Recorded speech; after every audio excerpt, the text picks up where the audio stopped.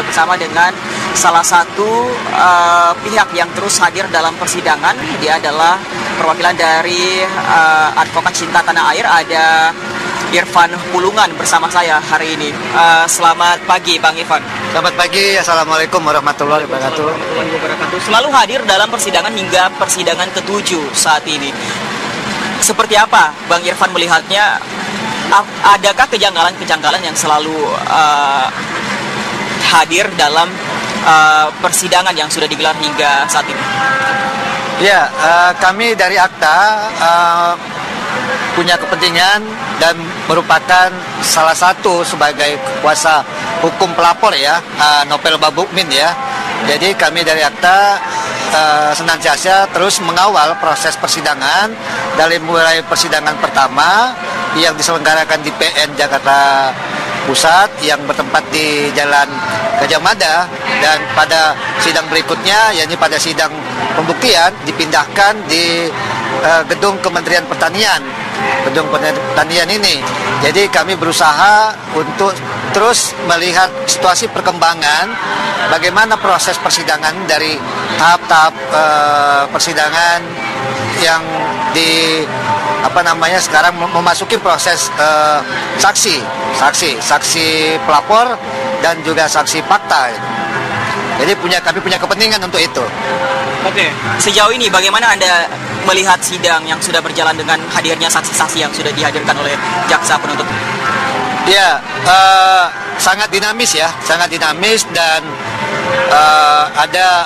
ada sesuatu yang katakanlah seperti persidangan yang kemarin yang disampaikan oleh salah satu saksi dari pihak kepolisian, yaitu dari SPK Pelayanan di Kota Bogor, saksi Hamdani. Itu agak sedikit terjadi perdebatan antara saksi itu dan majelis hakim maupun JPU untuk menanyakan ada kekeliruan tanggal di mana pelapor Ustadz Aliuddin itu melaporkan 6 Oktober, ternyata tercantum dalam laporan polisi itu 6 September. Nah, ini kan proses keganjilan, sesuatu yang tidak wajar yang harus dikoreksi. Dan inilah makanya kami mempunyai kepentingan apabila ini tidak diantisipasi atau tidak dikawal, ini akan tidak bisa, akan menjadi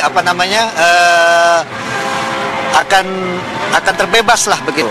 Jadi ini harus benar-benar kami khususnya dari AKTA untuk bagaimana bisa mensikapi hal-hal yang sangat krusial, hal-hal yang sangat penting terhadap peristiwa-peristiwa hukum yang sudah terjadi yang dilakukan oleh terdakwa ya, Ahok.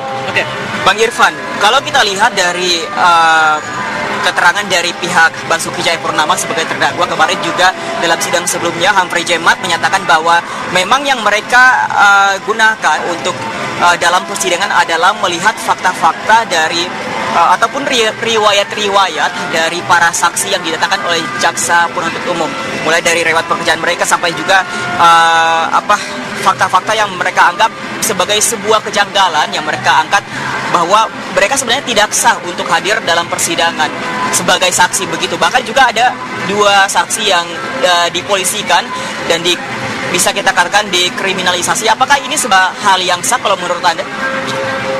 Menurut saya itu tidak masuk dalam hal substansi ya, persoalan pidananya, peristiwa pidananya. Itu kan sah-sah saja oleh pihak penasihat hukum Ahok untuk mencari celah, membangun opini ke publik bahwasannya para saksi-saksi terlapor itu tidak kredibel bahasa mereka, atau artinya menggunakan bahasa adalah saksi palsu atau keterangan palsu. Itu sah-sah saja.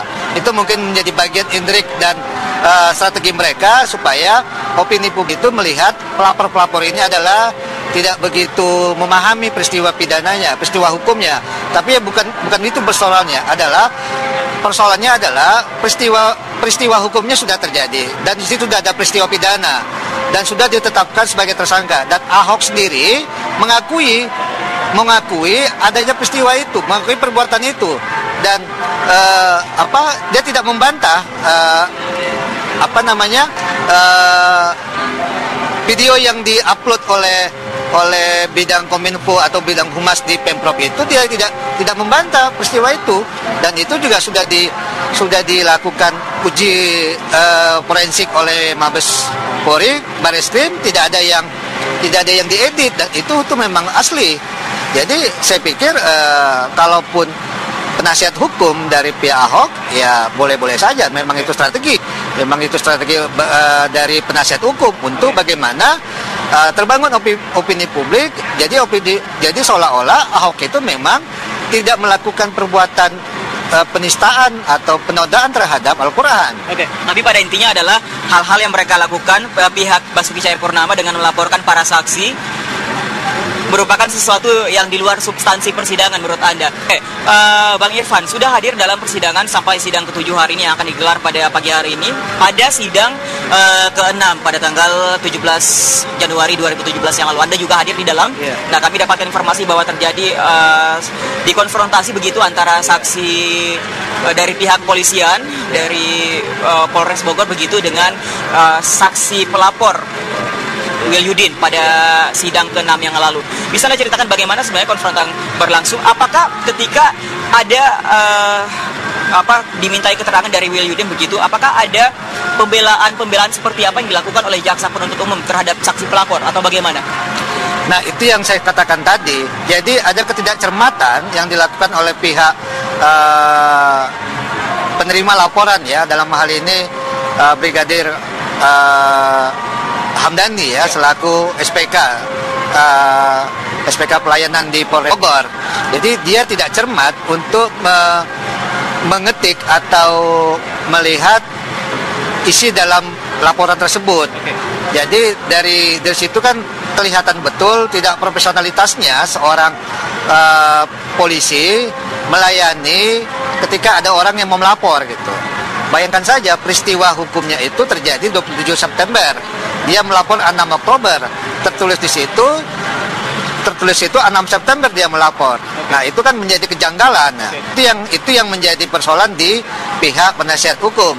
Tapi bagi kami itu tidak menjadi persoalan. Yang menjadi persoalan adalah Ustadz Aliuddin ini sudah melapor dan dia merasa juga keberatan terhadap pernyataan Ahok yang disampaikannya di Pulau Seribu. Oke.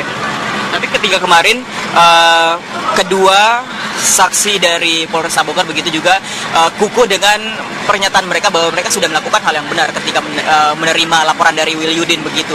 Apakah ketika dikonfrontasi antara kedua belah pihak ada pembelaan dari jaksa penuntut umum kepada Wilyudin dalam sidang kemarin?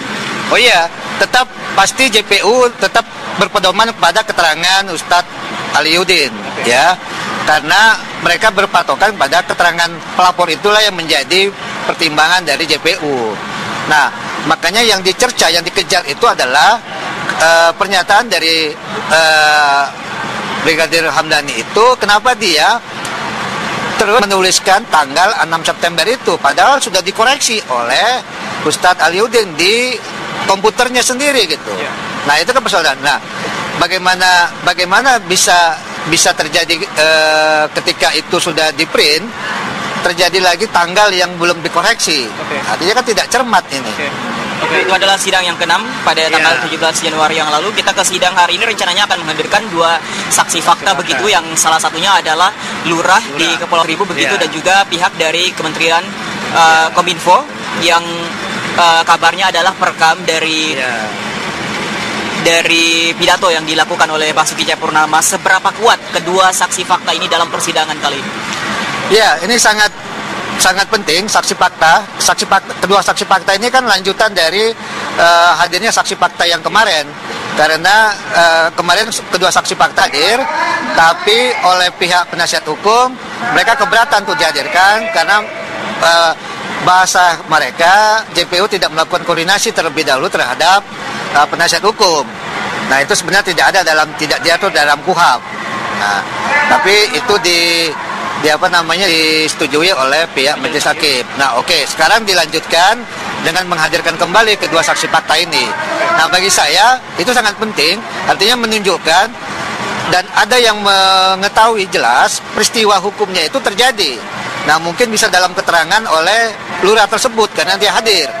Nah, Kalau dia mengatakan emangnya peristiwa hukumnya, ya otomatis benar, berarti saudara Ahok itu telah mengucapkan kalimat-kalimat yang menyinggung umat Islam, terutama terhadap Al-Maidah 51 itu. Nah, itu yang mungkin JPU ingin mendengarkan keterangan langsung dari saksi fakta, yakni lurah.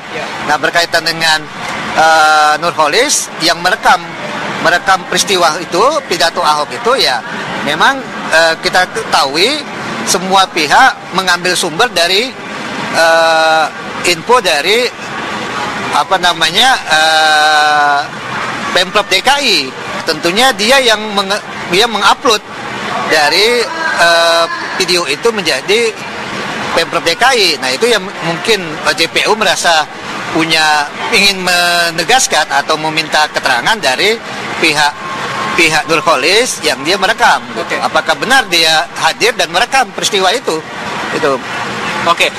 Pihak Basuki Cahayapurnama beberapa kesempatan menyatakan bahwa warga Kepulauan Seribu, khususnya yang hadir dalam pidato yang diberikan Basuki Cahayapurnama pada tanggal 27 September 2016 yang lalu, tidak mempermasalahkan, terutama terkait dengan isi dari pidato yang Ahok berikan pada hari itu. Apakah ini akan mematahkan kesaksian dari khususnya lurah maupun Nurholis yang pada saat itu hadir dalam pidato yang dilakukan oleh Ahok? Saya berpikir kalau itu bahasanya dari terdakwa, ya sah-sah saja. Pasti dia akan melindungi apa yang dia sampaikan. Nah, tapi saya melihat sebagian besar juga pihak dari masyarakat Pulau Seribu menganggap Ahok itu sudah melakukan penistaan juga. Jadi minggu lalu saya lihat ada warga dari Pulau Seribu datang ini dan mengkantor dari ucapan dari beberapa warga masyarakat Pulau Seribu, ya, yang mengatakan tidak ada masalah terhadap persoalan itu.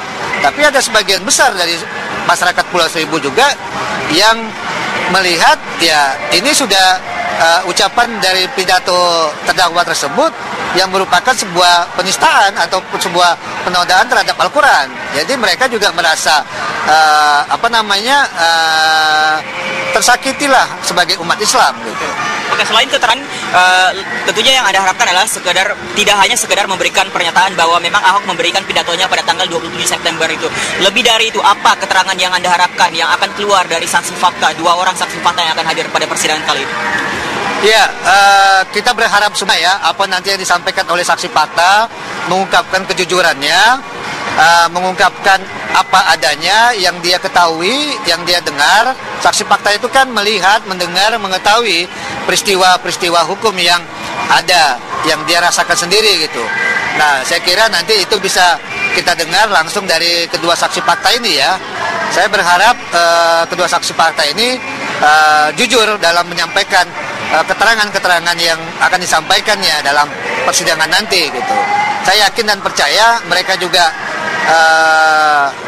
tidak akan terintimidasi oleh siapapun. Semoga apa yang mereka sampaikan itu benar-benar dapat menjadi keyakinan dari majelis hakim, ya kan? Karena sebelumnya pasti mereka akan disumpah sesuai dengan keyakinan dan agama masing-masing. Oke. Saya rasa itu. Terima kasih, Bang Irfan. Kita akan tunggu informasi apa yang terjadi dari dalam ruang persidangan kali ini. Terima kasih, Bang Irfan. Selamat pagi. Ya, Reza, hingga saat ini sekali lagi memang pihak dari saksi pelapor maupun saksi fakta belum hadir dalam ruang persidangan maupun juga Basuki Cahayapurnama.